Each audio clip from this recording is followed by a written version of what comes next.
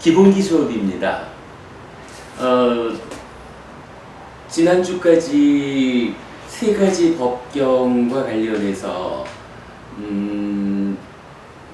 괴로움이 생겨나는 과정에 대한 그 과정의 설명을 12연기와 이어져서 보았고, 그 다음에 기반경과 연결해가지고 32개의 일상의 삶에서 어떤 잘못이 있으면 그것이 세밀하게 들어가서 탐진치로 12연기적으로 연결돼서 괴로움이 생길까? 그 괴로움이 소멸되는 과정은 어떠한가까지를 포괄적으로 연결해 보니까 32단계로 설명되는 것을 보았죠. 그리고 이제 오늘을 이어서 그 세 가지 법경 중에서 생과 노와 사라는 세 가지가 탐진치 세 가지에 의해서 일어나고, 그 탐진치는 유신견과 의심과 기금치에 의한다라고 했는데, 유신견이 무엇일까라는 데부터 공부하기로 했습니다. 근데 법부님 유신견을 우리가 그동안에 다른 법회의 공부를 통해서 충분히 공부를 하고 있으니까 유신견을 여기서 반복적으로 설명하기에는 시간이 좀 부족할 것 같아요. 그냥 교재를 한번 쭉 읽어보는 것으로 유신견 이야기는 넘어가겠습니다. 자, 교재 9페이지입니다. 유신견, 사까야 디티. 사까야라는 단어가 있습니다. 사와 까야의 조성을 가지는 단어입니다. 이때 사는 위드이고 까야는 몸입니다. 그래서 몸과 함께하는 몸이 있는 정도의 의미입니다. 그래서 중국에서는 유신이라고 번역하였습니다. 그러면 이 단어의 의미는 무엇입니까?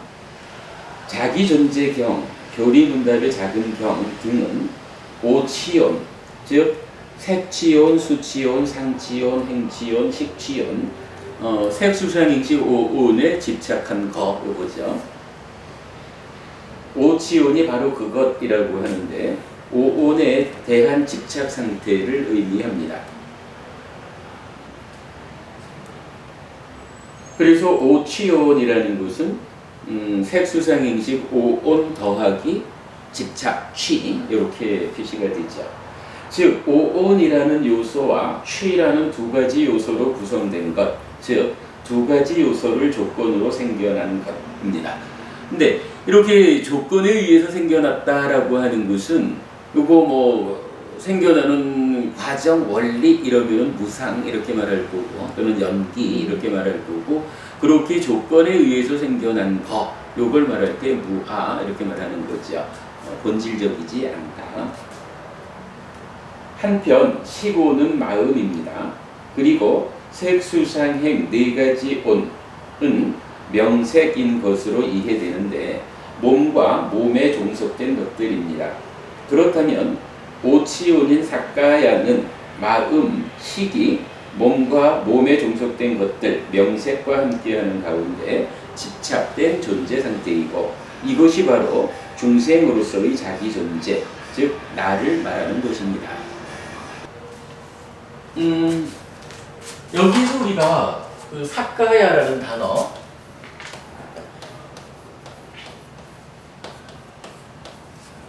유신견이라고 하면 사까야 디티라고 하는데, 일단 사까야라는 요 단어를 조성적으로 이해해 볼 필요가 있어요. 우리는 요거를 사라는 단어와 까야라는 단어가 K라는 거 하나는 연결을 위해서 이렇게 됐다라면, 사라는 단어의 한 가지 의미, 까야라는 또 하나의 의미, 요 두 가지가 더해져서 사까야라는 단어가 있다. 이때 까야라는 것은 몸, 신이라는 의미고, 사는 원래 이 사라고 하는 단어가 몇 가지 의미를 가져요. 그냥 알파벳 철자로 S 이런 것도 되고, 또는 he, 그러니까 그 이런 말도 되고, 셀프, 스스로라는 말도 있고, 셀프, 그런가 하면 이제 with 그래서 함께 하라는 요 네 가지 정도로 사라는 단어가 사용되고 있거든요. 이때 여기서 with라는 의미를 여기다가 적용을 하니까 몸이 있는 몸이 있다라고 하는 상태를 지칭하는 거. 뭐 그랬을 때 이제 그거를 유라고 해석을 하면 유신 이렇게 말이 되죠. 요거를 좀 다르게 해석하는 분들도 있어요. 요거를 K 하나는 생략하고 SA가 T가 생략된 거다라고 해서 삿가야 이렇게 해석하는 경우도 있어요. 그럴 때 역시 까야 신이고 삿드라고 하는 게 유예요. 근데 이거는 이제 우리가 보통 말하는 존재 그 의미에 여기서 존재인 몸 뭐 이런 개념 유신이라고 번역은 되긴 하지만 약간은 차이가 좀 있어요. 여기는 이 몸이라고 하는 요것에 대해서 이게 악드만이여 하는 식의 유라는 개념이 적용되고 우리가 사용하는 요쪽에서는 with 몸 그래서 몸과 함께 하는 상태 이렇게 이제 해석을 하고 있죠.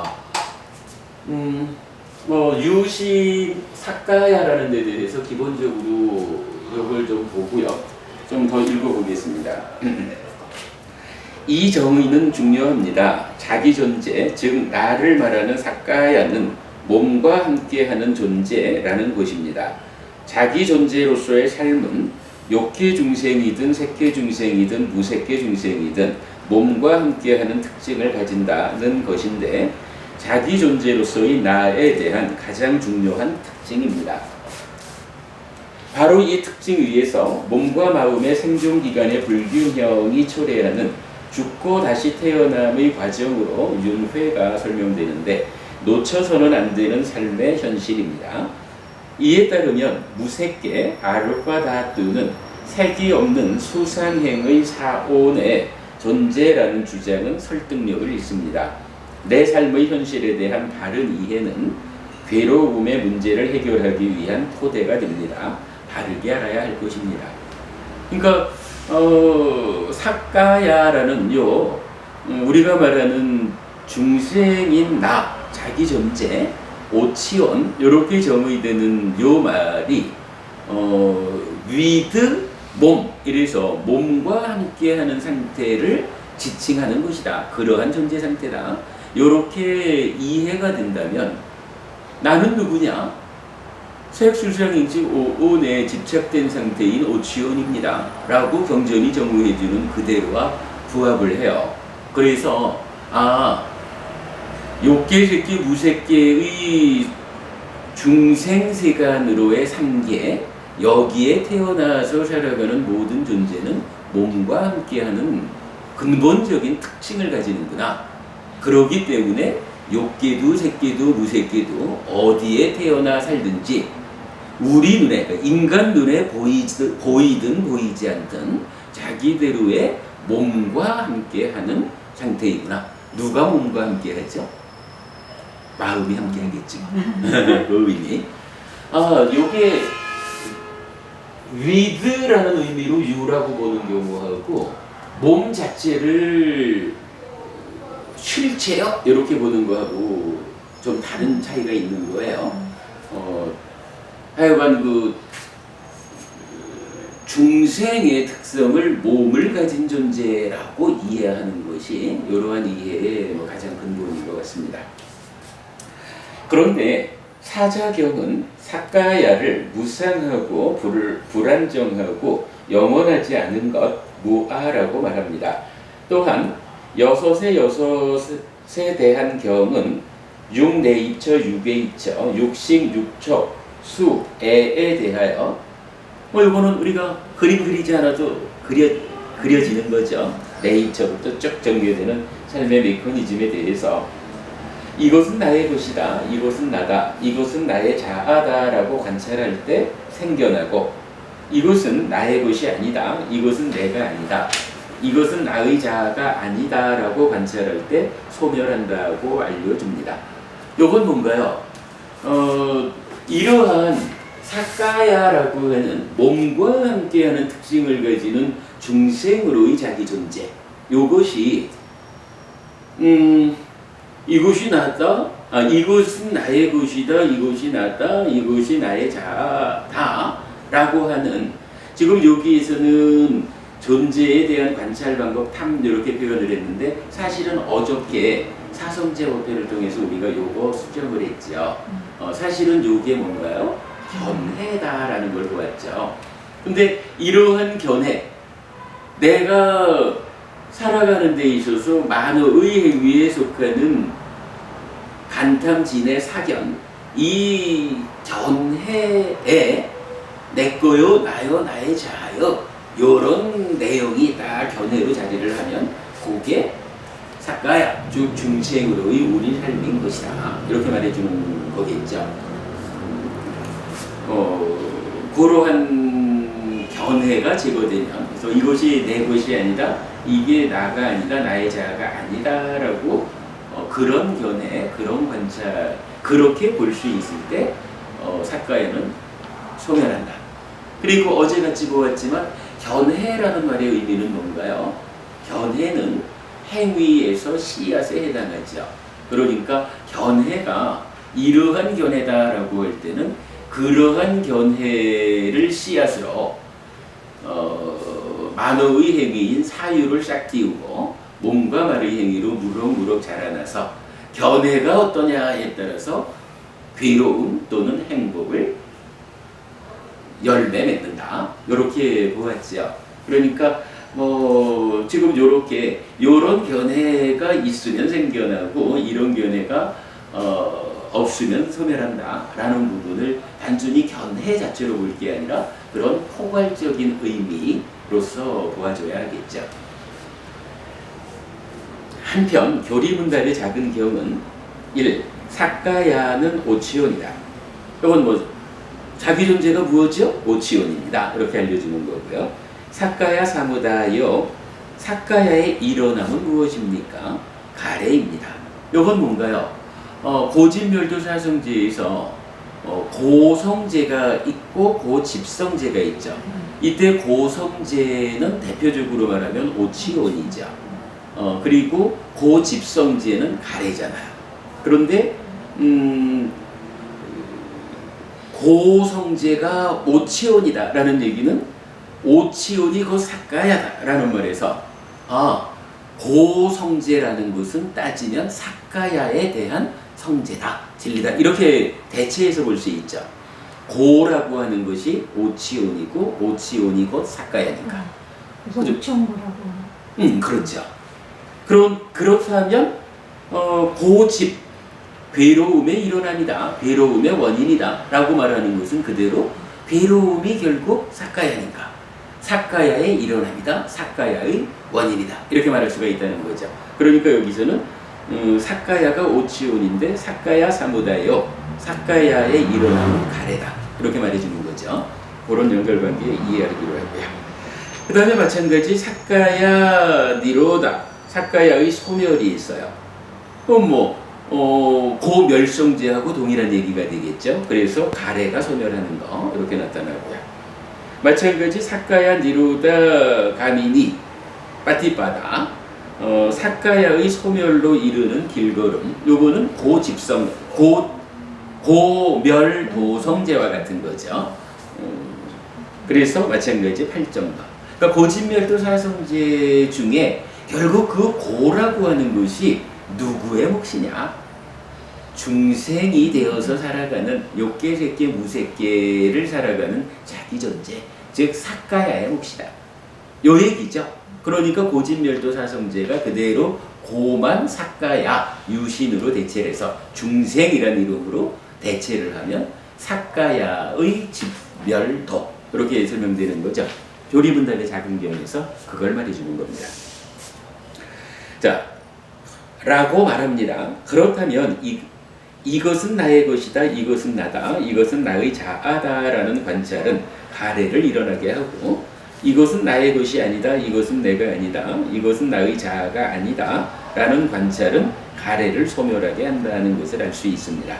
그렇다면 몸과 함께하는 존재인 사까야는 오치온이어서 오온과 취라는 두 가지 요소를 조건으로 생겨나는 것인데 무상고 무아인 것이고 관찰의 방법에 따라 생겨나기도 하고 소멸하기도 하는 것입니다. 이때 이것은 나의 것이다, 이것은 나다, 이것은 나의 자아다 라고 관찰하는 것은 각각 욕계, 색계, 무색계 중생으로의 관찰이고 이것은 나의 것이 아니다, 이것은 내가 아니다, 이것은 나의 자아가 아니다 라고 관찰하는 것은 중생으로의 존재를 벗어난 해탈된 관찰, 즉 욕계를 벗어났다, 색계를 벗어났다, 무색계를 벗어났다, 차례로 벗어나가지고 어때요? 중생에서의 벗어남이 해탈이다 이렇게 말해지는 거죠. 입니다. 그러므로 사까야는 중생으로의 관찰을 통해 생겨나고 해탈된 관찰을 통해 소멸하는 것입니다. 뭐 전체적으로 이런 이야기가 타당성을 갖고 말해줄 수 있죠. 그래서 사까야는 욕계, 색계, 무색계 3계에서 윤회하는 중생으로의 자기 존재를 말한다고 정의할 수 있습니다. 아무튼 요 사까야라고 하는 말, 요 정도면 충분하게 사까야 유신이라고 하는 건데 몸과 함께 하는 건데 그게 뭐냐? 한마디로 중생이구나. 요 얘기를 해주는 거죠. 자, 이렇게 정의되는 자기 존재는 1. 몸과 몸에 종속된 것들, 즉 명색과 함께하는 마음, 식이고 2. 몸과 마음에 대한 집착이 함께하는 것이고 3. 무상고 무아인 것이고 4. 중생의 영역에 속하는 것이고 5. 바르지 못한 관찰에 의해 생겨났지만 6. 관찰 능력의 향상에 의해 소멸하는 것입니다.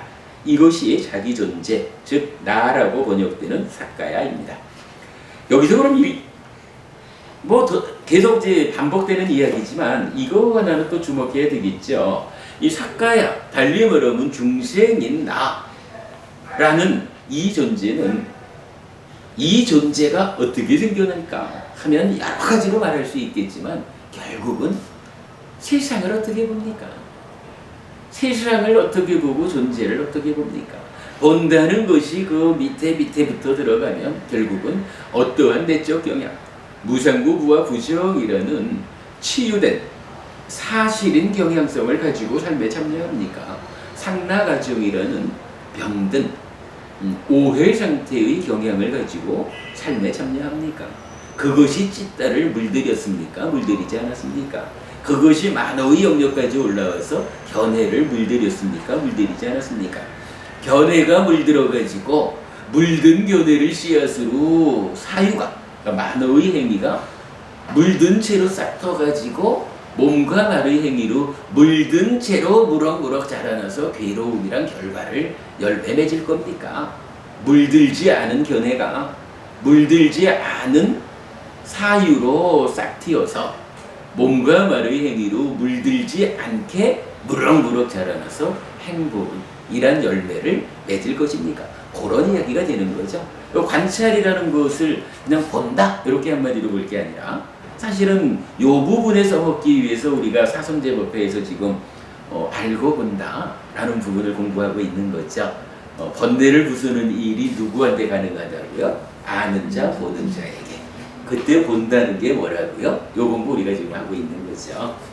그런 맥락으로 보면 결국 바르지 못한 관찰에 의해 생겨나고 관찰 능력의 향상에 의해 소멸한다. 그러면 이때요. 중요한 건 이거지 뭐. 현재 우리가 바르지 못한 관찰을 하고 있는 현실인데 관찰 능력을 향상해서 사까야를 소멸하자. 이때 관찰 능력을 향상하는 것을 뭐라고 불러야 돼요?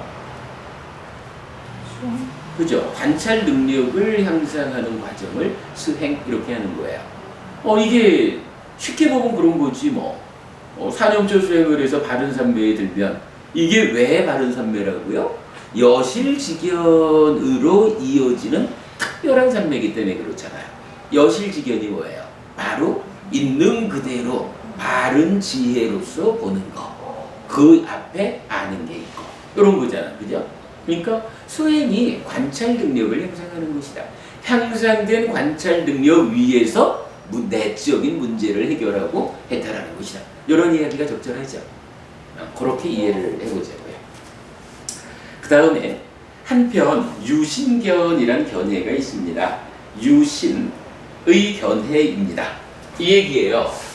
이제 사까야라는 말을 보았는데 여기에 사까야 디티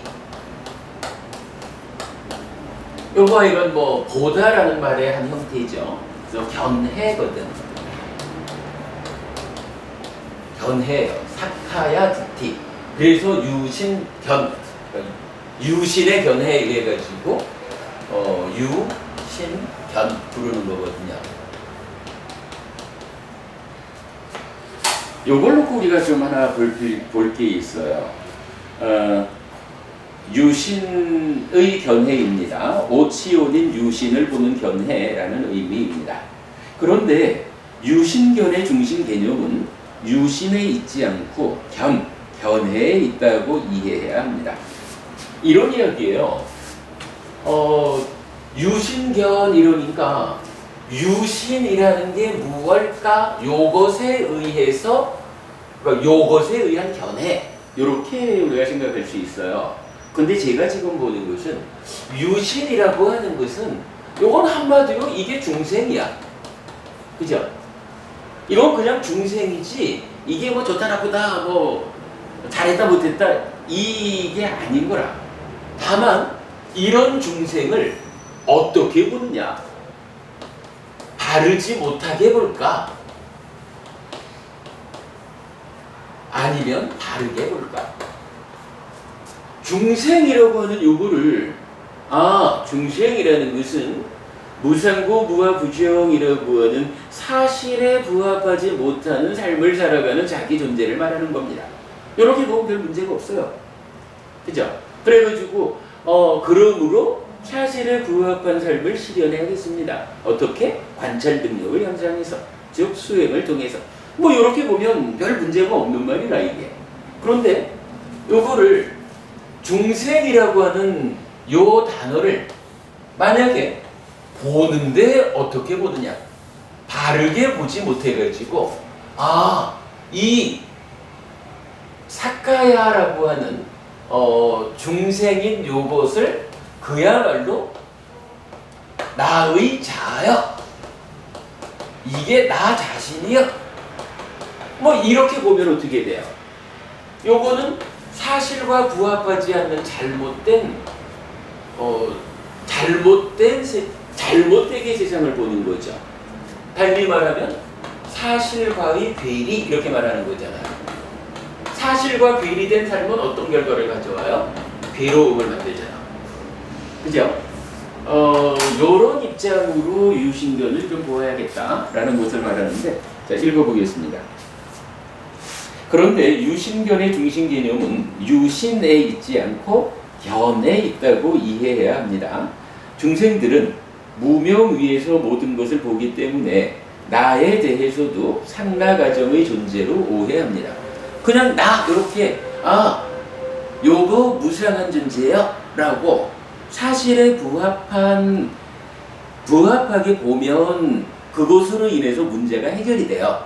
근데 그러지 못하고 요거를 나라고 붙잡는 거예요. 어떻게? 상나 가정인 존재라고. 신에 의해서 창조된 또는 신 자신의 분신인 이런 개념.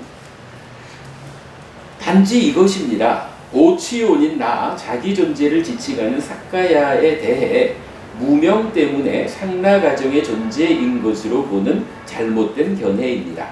중생의 눈으로 보기 때문에 단지 오치온인 것을 나라고 보는 잘못된 견해를 유신견이라고 하는 것입니다. 자, 여기서 요 부분을 하나 볼 수가 있어요. 제가 시작하면서 사카야를 그냥 위드 까야 이렇게 해서 유신이라고 우리는 본다 그랬는데 학자들에 따라서는 요 사라고 하는 것이 삿 중에 티가 생략된 거 이래가지고 삿가야 해가지고 삿 뭐 표현하자면 아뜨만. 그래서 몸이라고 할까? 하여간 요것을 아뜨만이라고 하는 잘못된 견해. 그러니까 요 자체에다가 이미 틀렸어. 요거 잘못된 거요. 라는 오류라는 개념을 넣어주고 있거든요. 그러면 이제 사카야 디띠라고 말할 때는 어떻게 돼요? 그러니까 나 자신을 아뜨만이라고 보는 견해 이렇게 되죠. 그럼 요거는 유신견의 중심을 어디에 두는 거냐 하면 유신에다 두고 견해는 단지 그렇게 보는 거야. 요거죠. 우리가 유신견을 해석하는 거하고 다르죠. 우리는 사카야라고 하는 것은 그냥 사카야입니다. 중생들이 사실에 부합하지 못한 삶을 살기 때문에 중생이 되어 있습니다. 중생이란 이런 것입니다. 라고 하나의 사실을 알려준 거고, 그것에 대해서 견해가 어떤 견해라고? 해탈된 견해가 아니고 중생적인 견해입니다. 요래서 이걸 이제 견해의 중심을 두고 해석을 하고 있다고요. 근데 이게 가능한 게 뭐냐면 우리 상카라라는 게 있잖아요. 행. 중생의 견해라고 할 수 있나요? 중생의 견해. 유신견. 중생들이 되게 아니지. 내가 그보다 중생에 대한 그러니까 사카야, 그러니까 유진, 중생이라는 말에 대한 예, 중생의 견해. 중생의 견해는 이제 견해 붙는다는 거야. 이게 무슨 얘기냐면요. 사카야, 행이 있잖아. 행이 어떻게 정의 되죠? 상카따, 아비 상카론띠,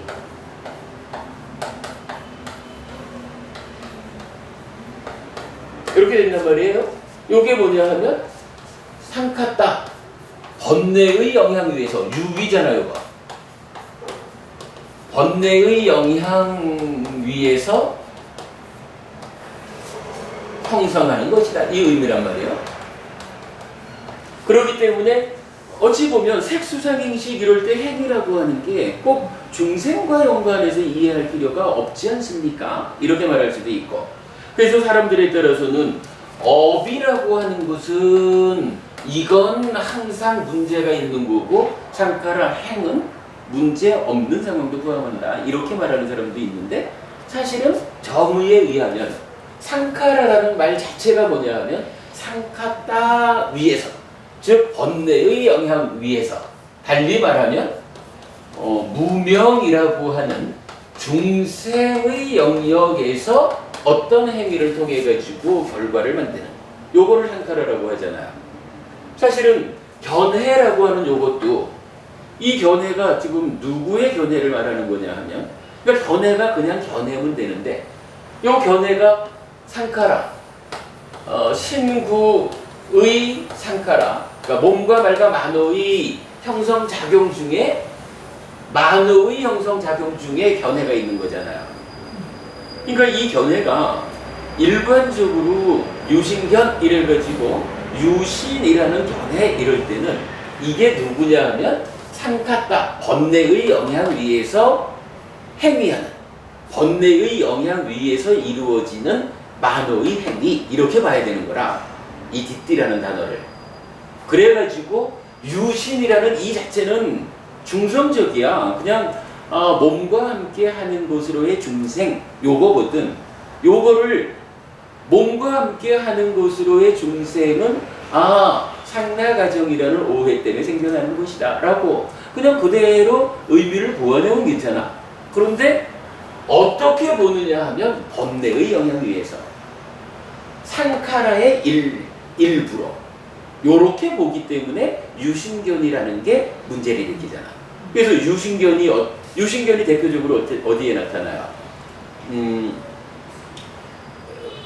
하분결 중에 들어있어가지고 그 예류자가 누구예요? 유신견을 떨쳐버려야 되잖아.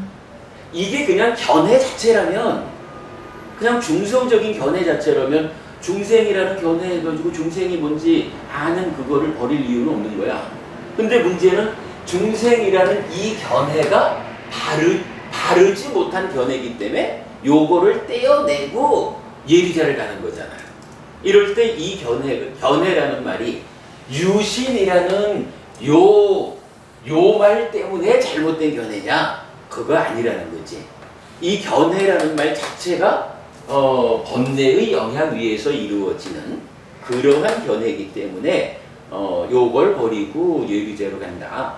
요 부분을 이제 우리가 주장하는 거거든요. 근데 이제 그간 학자들은 그렇게 안 보고 요 유신에서 요 유를 사로 보지 않고 삿대로 봐가지고 여기에다가 아뜨만이라는 개념을 실어넣기 때문에 사까야라는 말 자체에 문제성을 부여하고 디티라는 견해에 대해서는 견해는 중성적으로 본 거죠. 그러나 사실은 그렇게 보지 않아야 되죠. 상카라라고 하는 이러한 이해에 의하면 견해 자체가 번뇌의 영향 위에 있기 때문에 그것 때문에 문제지 중생이라는 단어 자체가 문제는 아니다.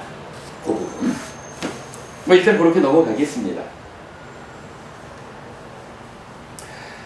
교리문답의 작은 경, 보름밤 경 등에 의하면 존재에 대한 관찰 방법, 색수상행식을 자아라고 관찰하고 색수상행식을 가진 것이 자아라고 관찰하고 색수상행식이 자아 안에 있다고 관찰하고 색수상행식 안에 자아가 있다고 관찰한다에 의해서 유신견은 있게 되고 역의 관찰에 의해서 없게 된다. 이거 뭐예요? 결국은 유신견이라는 이 견해 자체가 만호의 행위인 견해의 영역에 있잖아요. 근데 그 밑에 찌따의 영역이라고 우리가 이해하는 요런 관찰 방법. 어제 그래서 우리가 보았죠. 어제 사성제법회의 그 마지막에 보았던 요 그림. 어서 오셔요. 좀 늦으셨네. 빨리 오셔요. 요 그림에서 보면 유신견 밑에 바로 이런 관찰 방법이 있는 거죠. 그렇게 이제 보는 것이 중요하죠. 그래서 유신견에 대한 이해를 요렇게 하는 것이 중요해요. 책 가지고 나오셔요. 관찰행, 관찰탐이랑은 관계가 있는 건가요? 일단 이제 관찰탐이라는 부분은 우리가 견해로 바꾸기로 했고 관찰행이라고 하는 것이 이 색수상행식 오온 각각에 대해서 그게 자아라고 자아에 속하는 것이라고 이렇게 이제 보는 관찰이잖아요. 경전은 분명하게 그런 관찰이 있으면 유신견이 생겨난다 이렇게 말을 해주거든요. 그런 자, 그 정도만 하고 일단 유신견 이야기 넘어갈게요. 요게 조금 우리가 더 공부해야 될 부분도 있고 이게 길어지면 너무 오래 가요. 자, 그래서 마지막 존재에 대한 관찰 방법 탐에 의한 사까야의 유무와 존재에 대한 관찰 방법 행에 의한 사까야 디띠 유신견의 유무가 설명되는 것입니다. 이렇게 사까야에 대한 견해에 작용되는 과정과 그 자체에 적용되는 과정이 다르다는 것을 주목하였습니다. 이랬는데, 해가지고 마지막 문단에 대한 이야기는 우리가 어제 공부를 통해서 이 관찰 방법 탐을 견해라는 것으로 자리매김을 새로 해줬기 때문에 이 부분은 이제 좀 앞으로 수정이 될 수 있어요. 이제 12페이지로 갑니다.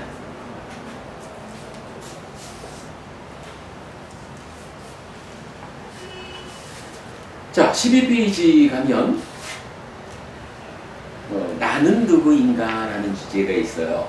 일단 오치온이라고 하는 사까야, 유신, 몸을 가진 것으로의 중생 자기존재 이 부분을 이제 알아봤으니까 불교 신자뿐만 아니라 모든 사람들이 나는 누굴까라는 관심을 갖기 마련인데 그 이야기 간략하게 읽어보겠습니다. 나는 누구인가? 나는 누구인지 찾아 나서지 마십시오. 나를 찾아 나서는 일은 오래고 어려운 시행착오 끝에 스승이신 부처님께서 이미 마무리하신 일입니다. 우리가 되짚어 찾아 나서서는 아마도 그 일을 완성하지 못하고 죽을지도 모릅니다. 경희버부님, 이 무슨 얘기인가요? 경희버부님, 저기 나는 누굴까 이런 관심을 좀 가져요? 불교 입문하면서 그러면 태어나서지 말라 그러더라고요. 아, 누가 그래? 스님께서 말씀하신 아, 예, 동영상에서 본 거구나. 아, 그 말씀이구나. 근데 사실은 아주 많은 사람들이 내가 누군지 찾아 나서거든요. 그래서 뭐 참선을 할 때도 나는 누굴까 이러기도 하고, 부모 미생 전에 나는 뭐 이러면서 뭐 다양한 방법으로 나를 찾는 일을 해요. 뭐 우리가 보통 말하는 히말라야의 많은 성자들이 있잖아요. 그 많은 수행자들이 히말라야에서 하는 일이 다 뭐겠어요? 나는 누굴까? 이걸 찾는 거겠지 뭐. 그런데 이게요, 사실은 웬만큼 노력해가지고 찾아질 수 있는 일이라면 해볼만 해요. 아마도 이게 한 10년쯤 최선의 노력을 하니까 찾아지더라. 50년쯤 최선의 노력을 하더라. 평생을 바쳐서 찾아 나섰더니 그래도 죽기 전에는 찾아지더라. 이럴 것 같으면 해볼만 할 거예요. 뭐 어차피 뭐 내가 나를 아는 일이 중요하죠. 그런데요, 사실 우리가 주목해야 되는 게 뭐냐 하면, 인류 역사상 그동안 얼마나 많은 사람들이 태어나고 죽었고, 그 가운데 평생을 바쳐가지고 내가 누굴까 나를 확인해서 해탈코자 평생 수행을 하는 사람들이 무지하게 많잖아요. 정말 엄청나게 많은 사람들이 그 일을 찾아 나섰는데, 제가 알기로는 인류 역사상 자기 스스로의 힘으로 내가 누굴까, 나는 누굴까라는 것을 확인한 사람, 찾아낸 사람이 한 사람밖에 없어요. 뭐 부처님이 있죠. 물론 부처님 이후에는 부처님이 알려주는 그 길을 따라가지고 나를 확인하고 나의 내재한 문제를 풀어가지고 뭐 윤회에서 벗어나는 삶을 완성하는 분들이 부처님 이후에는 많죠. 그러나 부처님 이전 이후에 굉장히 많은 사람이 그 일을 했지만, 아직까지 부처님 한 분 말고는 그 일을 실현했다라고 알려지는 사례가 없다고요. 그건 왜 그럴까요? 어려워서 그래요. 부처님이 뭐 우리가 뭐 이건 부처님이 그 전생의 과정을 어찌어찌 살아오셨다라는 것을 이제 대략 좀 알지만, 사실은 우리들과는 좀 태어나서 공부하는 그 과정에서도 우리하고는 좀 수준 차이가 있는 분이었던 것 같아요. 굉장히 뛰어난 분이었는데, 그분이 결국 내가 누굴까 찾아 나선 그 과정에 삼매를 닦아가지고 무소히 저 비상대비상저 중생세상의 끝에까지도 가보고, 고행이라는 삶을 통해서 고행하는 동안 부처님 그렇게 표현하지 않아요. 과거에 있었던 어떤 고행자보다도, 미래에 있을 어떤 고행자보다도 현재에 같이 있는 많은 고행자 중에 누구보다도 내가 가장 혹독한 고행을 했다. 그런데도 불구하고 깨닫지 못했다. 이것은 깨달음으로 가는 바른 길이 아니기 때문이다 하고, 그런 과정들을 거치고 나서 보리수 밑에 앉아서 깨닫거든요. 근데 우리가 경전을 통해서 보면 특히 그 고행하는 과정, 부처님이 고행한 이야기를 아마 우리가 100분의 1만 따라가자 그러면 아무도 못 갈 거예요. 정말 초인적인 일을 하는데, 그래도 거기서 깨닫지를 못하고 나중에 이제 팔정도라고 하는 길을 찾아가지고 깨닫거든요. 그러면 이제 이러한 일이 우리 수준에서 10년, 50년 죽을 때까지 해가지고 나를 스스로의 힘으로 확인할 수 있을까라는 것은 사실은 기대하기 어려운 거예요. 그런데 이거를 나는 누굴까라고 찾아 나서는 일은 사실은 적절치 않아요. 그런데 문제는 이게 부처님이라고 하는 그 문제를 먼저 해결해준 스승을 따라가는 사람 입장에서는 그냥 스승한테 배워가지고 나는 누굴까의 문제는 해결을 하고 나는 이러이러한 존재인데 이러한 존재가 불만족스러운 존재이기 때문에 그 불만족을 해결하는 길을 따라가자. 그래서 불만족이 해결된 완전한 행복을 실현하자. 이 길만 가기에도 살아 한평생 우리가 해결하기가 힘들다고요. 그런데 그거를 나는 누굴까 하는 여기에 매달려가지고 내가 직접 그것을 확인하려고 이래가지고는 정작 그 나의 내재한 문제를 해결하는 일은 시작도 못하고 엉뚱한 일만 하다가 끝날 수 있다는 얘기예요. 그러니 그나마 우리는 그래도 스승이 계셔서 길은 알려준다지만 부처님이라는 스승을 만나지 못한 사람 입장에서는 사실은 알려주는 사람이 없으니까 스스로 찾아 나서야 하는 그래서 히말라야에 많은 수행자들이 있는 게 그런 이유라고 봐야겠죠. 그런 맥락을 좀 포괄적으로 말하면 불교 신자가 바르게 공부한다면 공부의 초점을 어디에 두어야 하느냐? 내가 누군가 찾아 나서는 쪽에 초점을 두지 않아야 한다는 거예요. 내가 누군지는 완전한 스승인 부처님에 의해서 배워 알고 나의 내재한 문제를 해결하는 것으로 삶의 과정을 그것으로 살아가야 한다라는 것이 현명한 불교 신자다라는 것을 말하고 싶은 거예요. 자, 그 이야기, 그런 이야기를 읽어보겠습니다.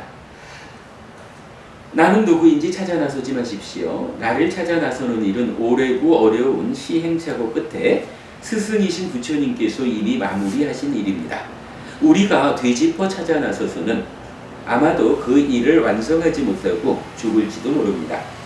부처님은 오치오니 나 자기 존재라고 알려줍니다. 색수상 행식 오온이 집착 가운데 스스로 자아의식을 일으켜 내가 되고 이렇게 생겨난 내가 살아가면서 괴로움을 겪는 것입니다. 이렇게 생겨난 나를 중생이라고 하고 욕계, 색계, 무색계 중생으로 구분합니다.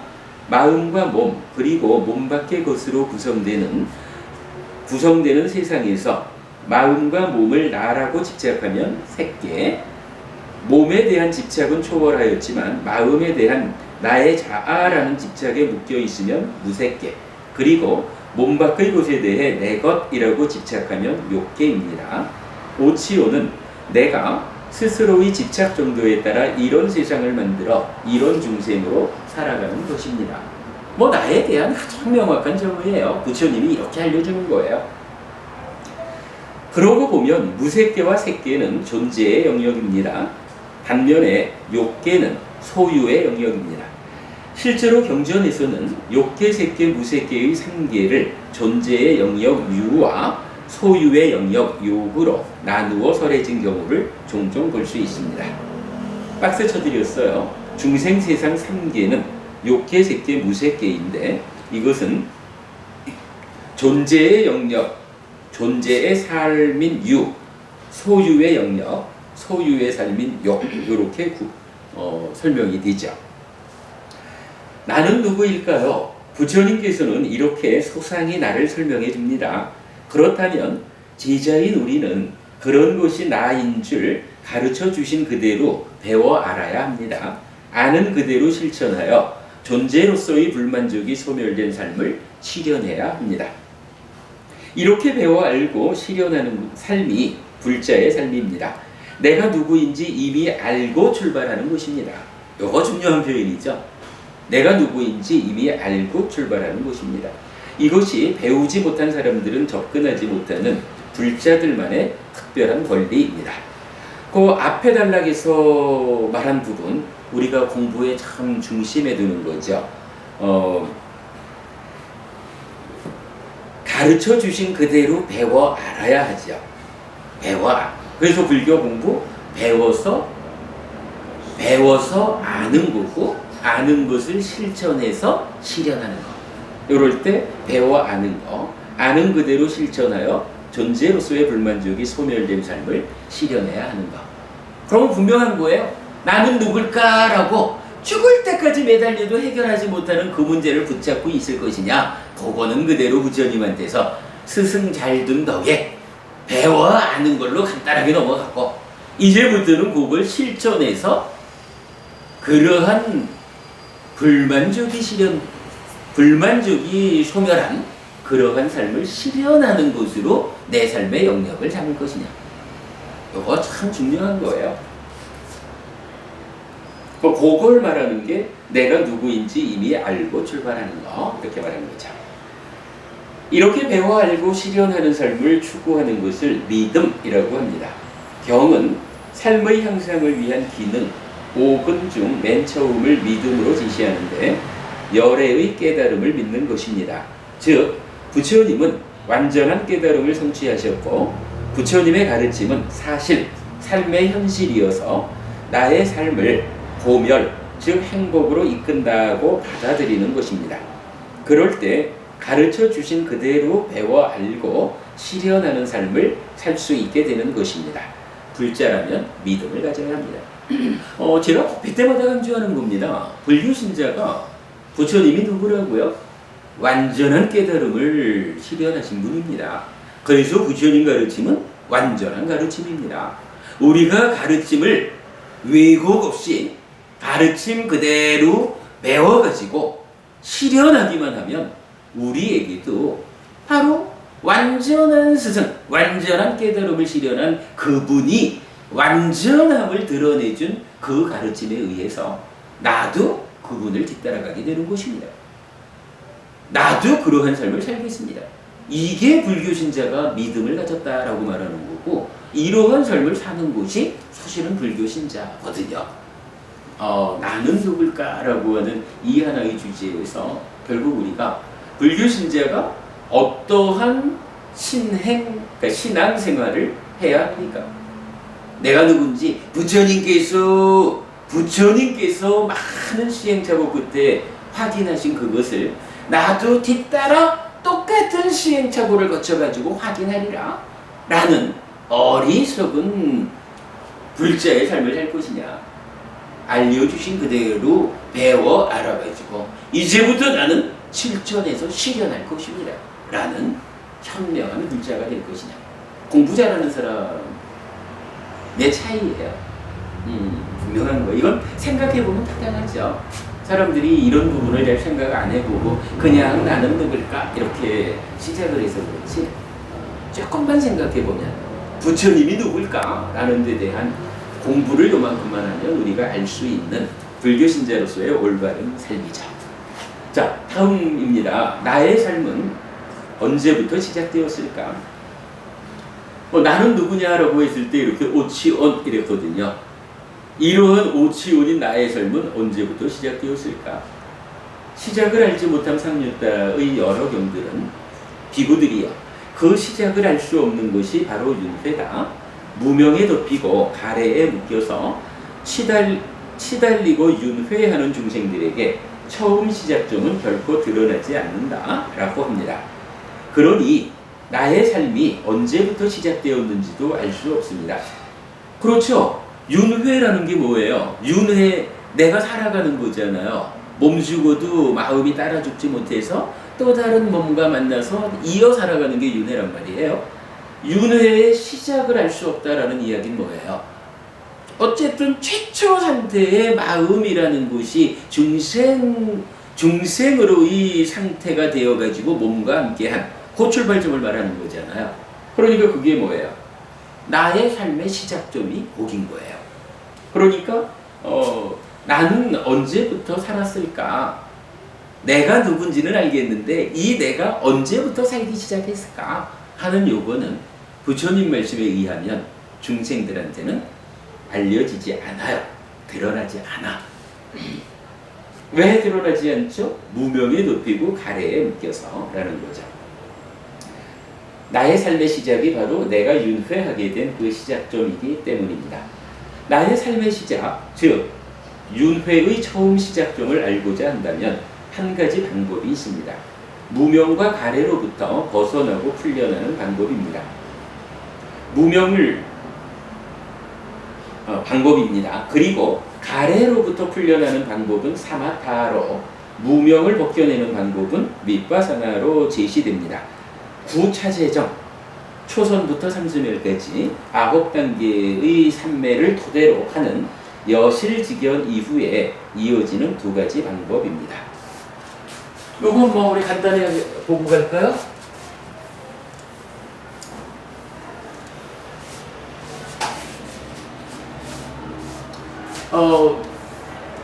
지금 내가 있어요. 그런데 내가 오치훈이라고 한다. 이 오치훈으로의 삶은 언제 시작했을까? 달리 말하면 이러한 윤회하는 삶의 시작점은 어딜까? 라고 확인을 좀 하고 싶은 거예요. 지금 내가 있다는 것은 이게 아가 아니라 무아, 법은인도 무아인 존재죠. 무아니까 결국 조건들이 결합해가지고 나라는 존재가 생겨난 거야. 지금 내가 아트만 아니고. 그러니까 언젠가 시작점이 있을 거예요. 근데 지금 부처님 말씀은 이거예요. 자, 언제 나의 삶이 시작했을까? 라고 좀 보려고 하는데 여기에 중생의 특징이 뭐예요? 중생은 무명이라고 12연기적으로 보면 무명이라고 하는 곳이 이 앞쪽에서 딱 가리고 섰어. 그러니까 이래 보려고 그러는데 안개가 너무 짙어. 이런 얘기겠죠. 그런가 하면 요거 하나가 아니라 요거 무명 때문에 오염된 내 마음, 이렇게 말하는 가래가 있잖아요. 무명과 가래라고 하는 두 가지가 내가 시작점을 보려고 하는데 가래에 묶이고 무명에 덮였다라는 표현으로 이중으로 그 자리를 못 보게 방해하는 것들이 있는 거예요. 그래서 어쨌든 우리가 나의 삶이 언제 시작됐을까? 라고 좀 보려고 하는데 이게 보이질 않아. 중생한테는. 무명과 가래 때문에. 그렇다면 이거 정 보아야겠다라고 한다면 보는 방법은 무엇일까? 사실은 간단해요. 이 시작점이 없어서 못 보는 게 아니라 무명과 가래라고 하는 것이 가리고 있어서 못 본다는 거니까 보는 방법은 간단해. 가리고 있는 것만 치우면 돼요. 중간에 차 한 명만 치우면 보이는 거지. 뭐 자세한 이야기 우리가 뒤에 해보겠지만 이제 불교 교리가 알려주는 내용에 의하면 이 가래를 제거하자. 가래라고 하는 탐진치에 오염된 마음, 심자, 마음, 찝다 요거를 회복하자 하는 그런 과정을 사마타라고 부른다는 거예요. 우리가 말하는 사마타 수행이죠. 뭐 그칠지라고 표현하기도 하죠. 그런가 하면 사마타 해가지고 가래를 제거했다. 그래도 아직까지 남은 또 하나의 벽이 있잖아. 무명이라고 하는 요것도 제거해야 되는데 이제 경전은 무명을 제거하는 방법이 무엇입니까? 라고 할 때 밑바사나라는 수행 방법을 제시해 준다라는 거예요. 요거 볼관자로 번역을 하죠. 그래서 지관 이렇게 말하는 거죠. 지관상수라는. 어쨌든 이래요. 내가 내 삶의 시작점을 보려고 하면 사마타라는 수행에 의해서 가래를 제거하고 윗바사나 수행에 의해서 무명을 제거하면 드러나 보입니다. 근데 이제 마지막에 적은 게 뭐죠? 요거 하려면 이 가래라든가 무명이라는 게 이게 잘 벗겨지는 것들이 아니에요. 그래서 요 두 가지를 제거하기 위해서는 준비가 필요해. 토대가 필요해. 무엇이 필요하냐 하면 여기에 여실직연이라고 해서 요새 우리가 사성제법표를 통해 가지고 하는 거죠. 알고 본다 그렇게 말하거든. 사실과 같이 있는 그대로. 뭐 실이라고 하는 건 우리가 계속 말하는 거지만 사실, 무상고 무와 부정 요거죠. 조건 지어진 거. 무상고 무와 부정이라는 사실 그대로를 알고 보는 요 과정이 선행되어야 그 위에서 사마타를 통해서 가래를 제거하고 밑바사나를 통해서 무명을 제거한다. 요거 어제 우리 사성제법표에서 보기로는 여실직연 이게 뭐였어요? 견해의 자리였죠. 견해라는 것은 만호의 행위죠. 그러니까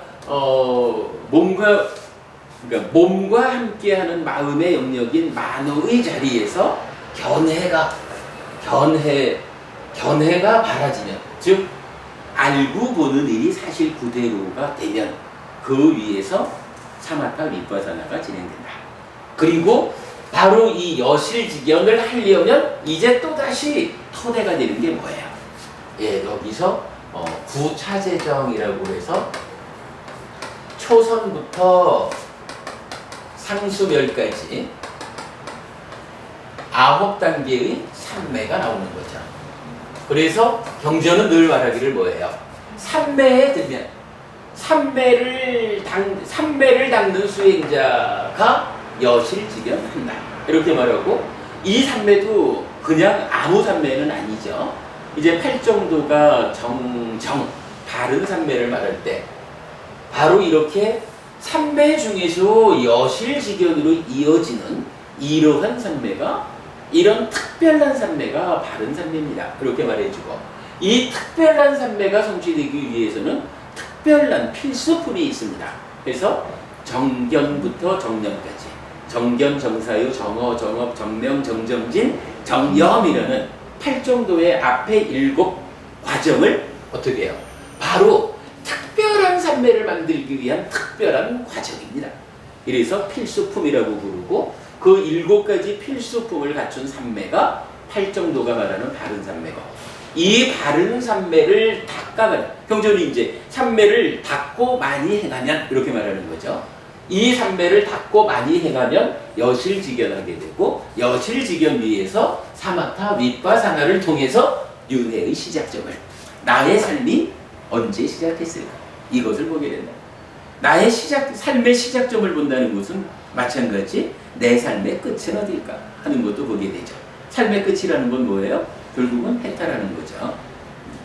결국은 이제 이건 이런 이야기가 바로 사마타 윗바사나를 통해서 해탈한다, 해탈직연한다, 깨달음을 얻는다, 삶을 완성한다, 윤회에서 벗어난다. 그거를 전체적으로 말해주는 거죠. 여기에는 조금 전에 보았지만 결국은 관찰에 의해서 중생이 될 수도 있고 벗어날 수도 있고 하니까, 이러한 수행에 의해서 잘 보아내면 중생의 삶에서 벗어나게 된다. 그런 표현이 가능한 거죠. 예, 그렇게 보았어요. 그러니까 나는 누굴까라는 주제에서 나의 삶은 언제 시작되었을까라는 점까지 이어봤는데, 요 그림 아주 단순한 그림이지만 경희법부님 어때요? 요 그림 잘 이해될 수 있는 그림이죠. 근데 요거 제가 볼 때는 아주 멋진 그림이에요.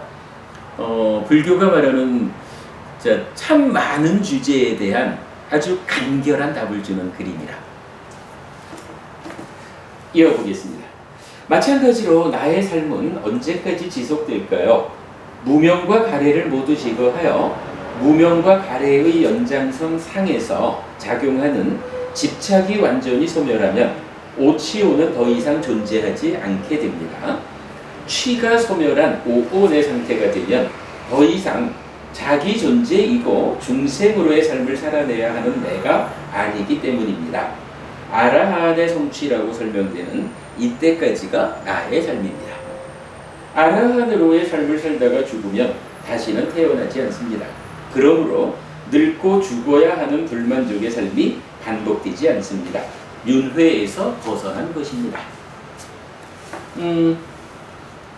광희부부님 어떻습니까? 앞에 우리가 사가야 유신이라고 하는 중생, 자기 존재로부터 유신견을 보고 그러한 나라고 하는 것을 이해한 상태에서 나는 누굴까 찾아 나서지 말자. 그러한 나의 삶은 언제 시작해서 언제 끝날까라는 부분까지를 봤거든요. 좀 주제가 좀 일관성을 가지고 타당하게 보여지나요? 예.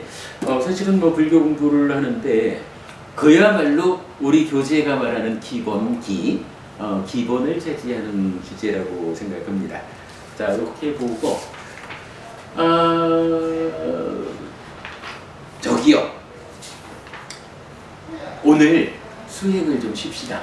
수행을 좀 쉬고 우리 그냥 한 10분만 쉬었다가 기본기 교재의 이제 제2장 본격적인 주제를 좀 들어가서 한 4, 50분 목표를 하고 그리고 나면 왜 그러냐 하면 여기 가가지고 보아야 하는 주제 하나가 있어요. 여기서 주제 하나를 보아야 이제 오늘 이제 육처상류타 경전을 직접 들어가기로 했잖아요. 육처상류타 경전을 해석하기 위해서는 이제 여기 기본기 주제에 이어지는 이야기 거기서 뭐 사실은 우리가 다 아는 거지만 동영상으로 공부하시는 분들을 위한 서비스 무상부 무아가 무언지를 일단 알아야 되잖아요. 그러니까 무상부 무아라고 하는 이 부분을 기본기에서 좀 하나의 주제로 간략히 보고 그리고 나서 다시 육처상류타로 들어가는 이렇게 하겠습니다. 조금 쉬었다 할게요. 못 드릴게요. 제 잊어버렸어요.